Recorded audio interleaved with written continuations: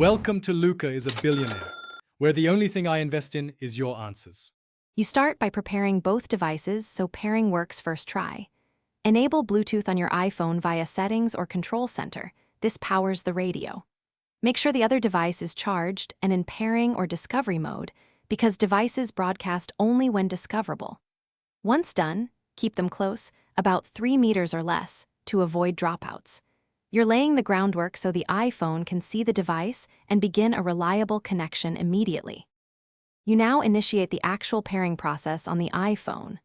Open Settings, tap Bluetooth, and watch the available devices list refresh. The other device should appear by name. Tap that name to start pairing, confirm any PIN, or accept the pairing prompt because this authenticates the link. If you prefer speed later, use Control Center's Bluetooth shortcut to reconnect.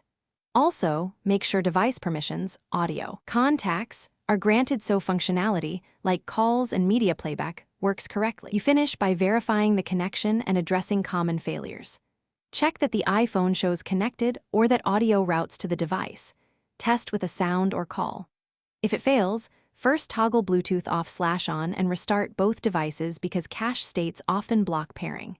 If problems persist, unpair and repair, and as a last resort reset network settings via Settings General Transfer or Reset, which clears stuck profiles. This sequence resolves.